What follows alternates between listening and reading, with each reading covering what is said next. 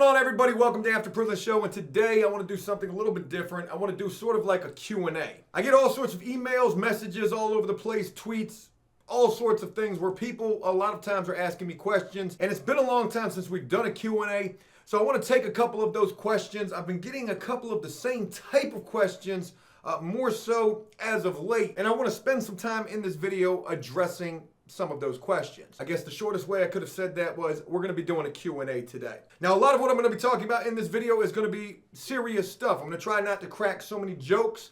I'm going to try to keep this serious, but don't hold me to that, folks. I am a comedian. Or at least I think I am. Probably not a very good one, though. You're laughing right now. I know you are. We're going to keep this thing upbeat. We are. But you know, there's a lot of different people that rock with After Prison Show for a lot of different reasons. Whether they've been locked up themselves, dealt with addiction, any type of obstacles, depression, maybe they're in law enforcement, maybe they're lawyers, maybe they're just people who are overtly interested in prison and the judicial system, or potentially what is the very last thing on the list of why anyone would watch this channel, maybe it's because of me. I'm blushing. I'm sorry. Let's get into this. Again, I've been getting all sorts of messages. I've been getting a lot more as of late in relation to one particular topic. And what that is relationships in prison. Dating a prisoner, more so to speak. We're not going to talk about prisoners having relationships. No, not in this video, we're not. Save that for another day. Recently, I've gotten messages from two different females who are both in a similar situation. They both have been dating a prisoner. Not the same prisoner. God, I hope not. That would be a lot of drama right there. But they both have been dating prisoners. And I know a lot of you out there might be hearing this thinking to yourself, why would anybody want to date a prisoner? Like, you know what? Prisoners, they're people too. And you can definitely find love behind bars. It happens. As funny as I could make that, as many jokes as I could cast out there and try to reel them back, I can make a lot of jokes. Oh, you can most certainly find love while serving some time. And we ain't talking about outside the bars, folks. It happens right there on the inside. Whether it be with another prisoner or whether it be with a staff member. It happens, and it happens probably a lot more than you think. But more so than that, you know, prisoners, they are ingenious. And even while they are completely cast away, cut off from society, they've got the telephone, they've got mail, they've got prisoner dating websites, they've got their bunkie who might got a sister, who's got a friend, who's got a cousin, there's Facebook, Snapface, Instagram, Twitter. I mean, there's social media. Not only has social media connected the entire world, but it also makes it easier for prisoners to get in contact with people as well. And so, you know, somebody dating a prisoner or a prisoner having a girlfriend who we met while serving time, who ain't never even been a part of the prison system, is going to be a lot more common of a thing than you might realize. And with the messages that I've gotten from these two separate females, I want to address both of these female stories while also keeping them anonymous. It's nobody's business who they are, and trust me, it could be, you probably know somebody who's right into a prisoner, who has dated a prisoner, who has dated a convict, an ex-con, a felon. We people too, folks. I'm a person. Talking about you just an ex-felon. This ex-felon's got feelings, just like anybody else who's serving time who might be trying to act like they ain't got no feelings while locked up. They got some feelings.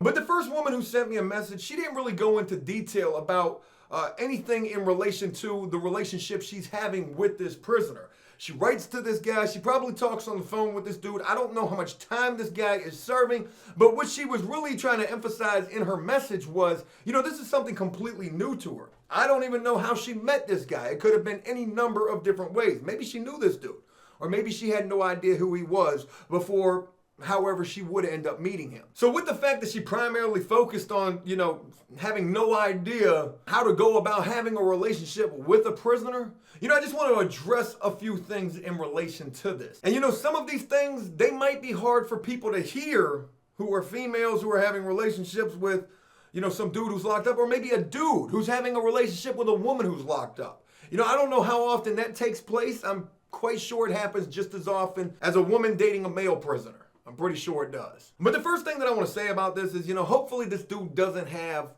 an exuberant amount of time. And if he does, and that's your soulmate, and that's who you're going to ride with, and then can't nobody tell you anything differently. If that's where your heart's at, you know, there's a saying that goes, the heart wants what the heart, something along those lines. Can't nobody tell you nothing about that. I hope, though, that this dude does have a release date, and it's within at least the next few years. But it definitely can be hard to try to hold it down for a guy who's locked up, to try to be that ride or die chick.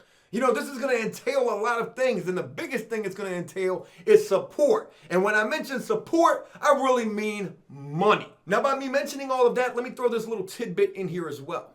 I've seen guys who have relationships with chicks out here in the free world. Guys who have relationships with chicks while they're serving time that they met while they're serving time and didn't know anywhere else prior. And some of these guys, a very slight few, will tell the women that they're dealing with, hey, look, I don't need any money. Don't worry about me. And if they're saying this, then hopefully they've already got it figured out. They're already doing their time. They either got a really good prison job, which is definitely going to be hard to find, but to some degree they do exist, or they got a hell of a prison hustle. But 99% of the time, support for a guy who's serving time or a woman is going to come in the form of money. Phone calls, stamps, hell, even electric stamps now. You know, now these facilities are changing more towards email, and anytime you write an email to a prisoner, you got to attach a stamp with that, and that could be upwards of $1, 50 cents to $1. It can get expensive. Commissary, visits, gas so you can go visit him, maybe hotel expenses if he's that far away. It's not an easy thing trying to hold a guy down while he's serving time, and it can definitely get expensive. And it can also get stressful as well. You know, you ain't got no idea what this guy's going through while locked up except for what he's calling home and telling you about. Sometimes he might call and he's in the worst of moods. Maybe he done got in a fight. Well, if he got in a fight, he's probably not calling because he's probably in the hole. There might be times where you don't hear from this guy for weeks on end, maybe even months, because they're dealing with some sort of a lockdown, or maybe he's locked down. And the overall stress from a situation like this is definitely going to take its toll. So the one thing that I want to say as I try to move through this is, you know, having a relationship with a prisoner, it's going to be a tough thing, especially if they have to serve a lot of time. It's going to be stressful and it's going to be expensive. And I want to throw this in here as well, and I wouldn't be right if I didn't do this. I'm just going to keep it 100. You know, a lot of guys, they find these relationships. They're looking for relationships, or they say that they're looking for relationships, but it's not really love that they're looking for. They're looking for money. They're looking for financial support. And I'm not saying every single prisoner is like this. I'm not trying to cast a black eye or some sort of dark cloud over guys who are serving time who've got ads on these pen pal websites or on Facebook Live because they got them a contraband cell phone. I mean, however it might go. But in more times than not, and believe me when I tell you, because I dealt with it personally myself, I mean, I was legitimately a pen pal kingpin, getting guys pen pals through the pen pal that I had. So I've got quite a bit of experience with this, and I'm trying to tell you in more times than not, guys, they just looking for support while they're locked up. And when they get home, you ain't got no idea what's going to happen. You know, I'd like to say that when they come home, you guys are going to get married, you're going to carry on a long relationship. But the fact of the matter is, you know, if you meet somebody while they're serving time and you don't know the damnedest thing about them out here in the free world, you've got no idea what that person is like when free. Because believe me, a person is going to be a whole world different from serving time to out here in the free world.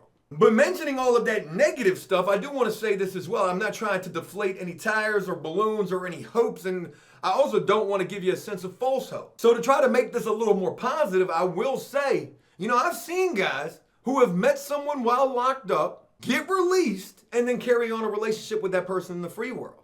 I've seen guys meet somebody while locked up that they never knew from the free world and then get married. And I know I'm playing like the devil's advocate here. I know I'm playing like the bad guy, the villain. Joe, you're a prison activist. You're a prison spokesperson.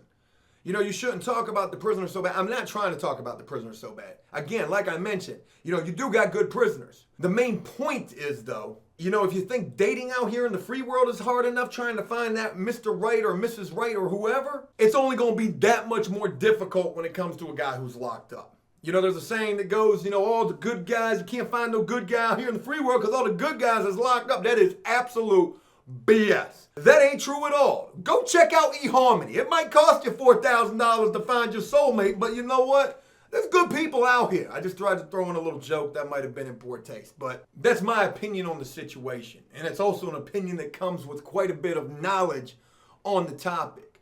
And with that, I want to share this other woman's story who wrote me, who was in a similar situation that kind of validates the points that I was making.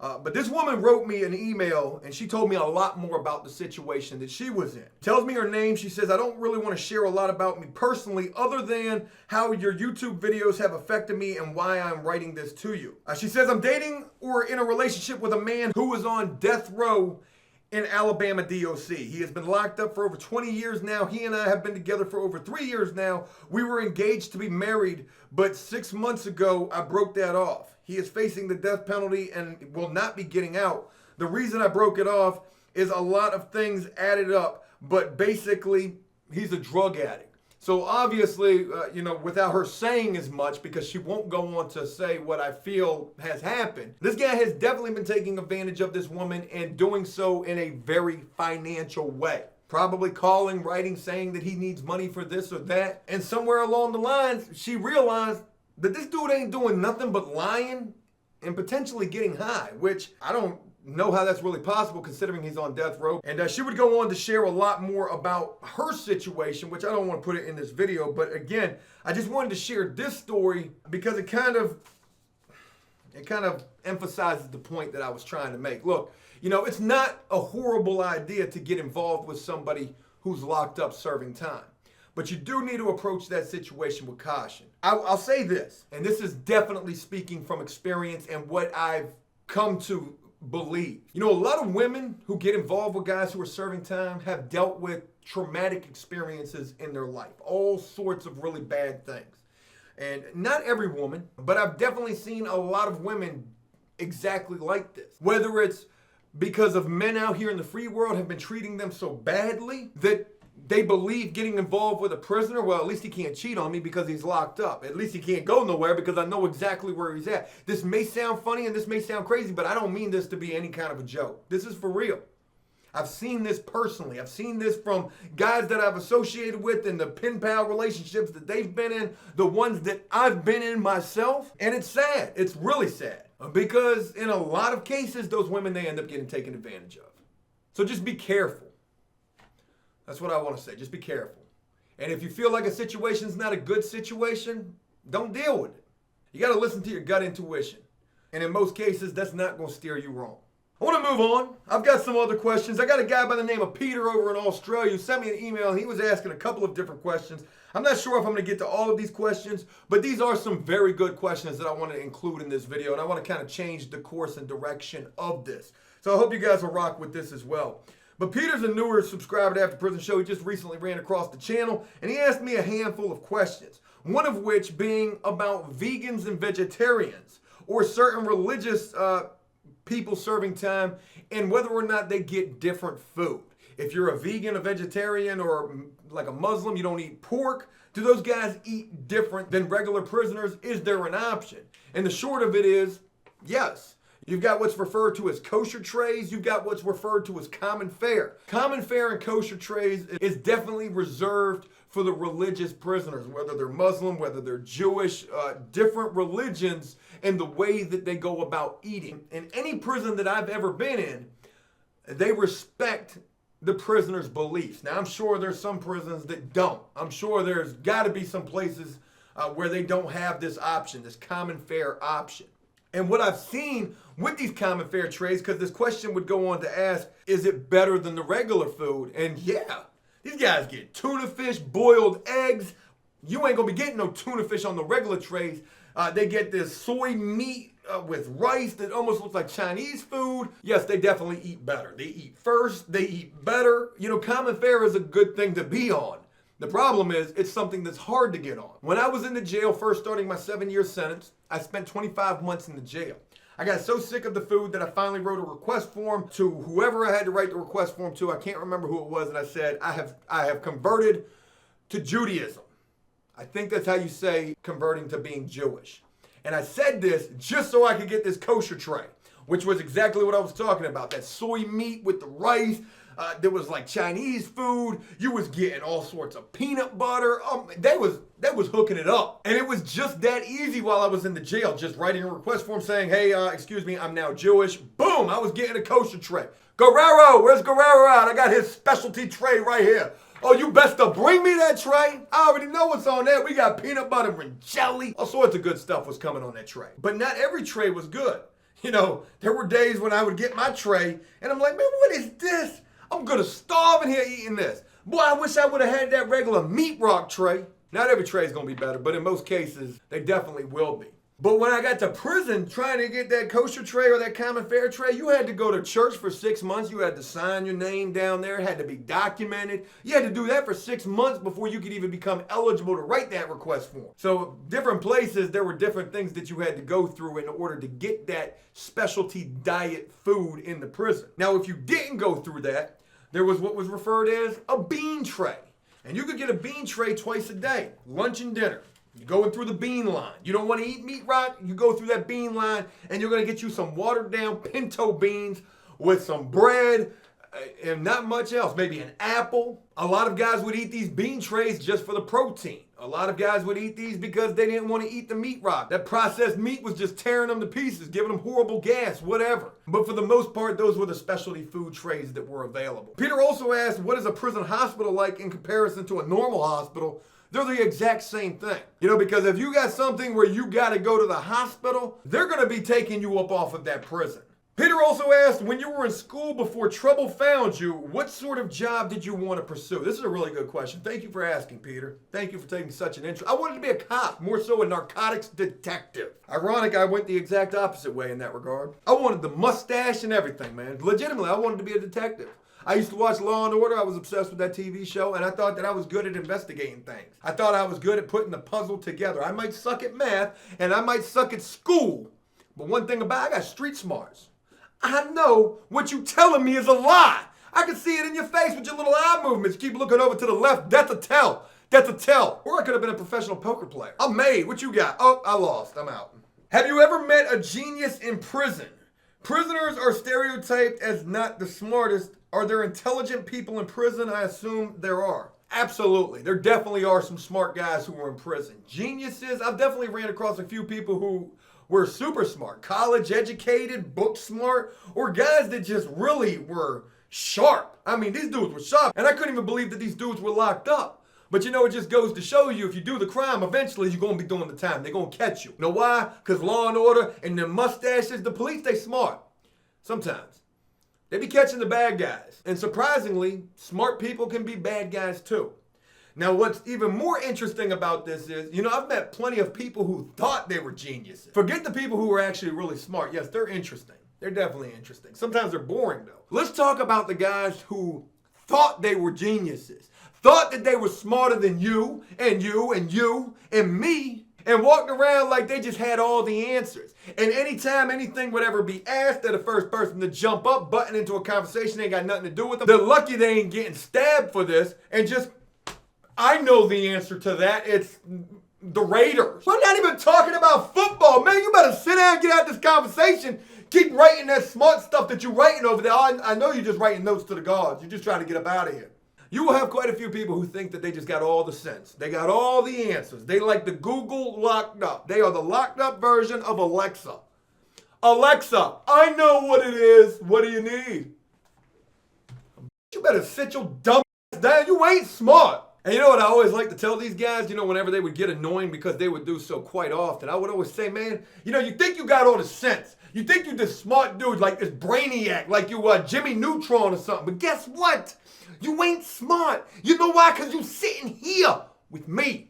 How smart are you for that? If you were smart, you wouldn't have got caught for taking them catalytic converters off of them Chevy Malibus. You dumb. You dumb for that. That was back in 2005. Ain't nobody doing that no more. They're taking copper out of houses now. What is the most creative thing you've seen another prisoner make? I've seen a lot of really creative stuff. Soldering, that's super creative. Fixing stuff. The guys that, you know, you got all sorts of prison hustles. You got your fix-it guys, you got your artists, your tattoo artists. Making a tattoo gun is super creative. That is definitely a work of art. Far outside of just the artwork that will be created with that device, putting one of those things together and getting that thing to run like a well-oiled machine, no pun intended, that's creative. But I've seen all sorts of other things as well, and I think one of the most creative things I ever saw was somebody who made a TV remote control. That was creative. If I can remember correctly, you still had to plug it in. But man, you had a TV remote right there. I've wanted to do a how-to video on that, and I know it would jump out of the gym in terms of YouTube views, but I wasn't that smart. I wasn't. And I don't know, I ain't got the slightest idea how to do it. I might have to watch another YouTube video to try to see if I can figure out how to do it. Peter asked a couple of more questions, but I'm just going to wrap this up with one final question that he asked, which was, have you ever met a person that was paid to go to prison to snitch, like on that TV show 60 Days In? That's a tough one, Peter. That's a tough one. I have never met anybody who legitimately came out and said, I'm here for that. I'm here to snitch. They're paying me for this. I would not put it past any situation where I was ever locked up that there wasn't at least one person who might fit into that wheelhouse. But no, I've never met anybody who, it was known that that's what they were doing. Now, what's interesting is when I was locked up, especially in prison this last time, when snitching was such a thing, there were these rumors, these prison myths that nobody could figure out if these were true or not. That guys had a prison job getting paid 45 cents an hour to relay information back to the gang investigator, to relay information back to the major, to relay information back to the housing unit manager. And you could see some of these guys and you knew they were snitching. You knew they were telling. And these dudes were almost like protected. If you went and did anything to these dudes, it wasn't going to be good for you. Because guess what? They were in the good graces of the housing unit manager, of the gang investigator, and the major, and the investigative team in general. So put hands on these dudes if you want to, because what you know they doing ain't something that you condone. You're going up under the prison. I just wanted to take a little bit of time and respond to some emails and some questions, do a little bit of a Q&A right here. And I do hope that this is something that you guys enjoyed. And if it was, please leave a like and a comment on this video, maybe even asking a question. I'd like to bring the Q&As back. I'd like to answer any of the questions and concerns that you guys might have. So I'm looking forward to that potentially being a thing. As always, until next time, enjoy life, the free world. Never take a moment for granted and make the most of every day.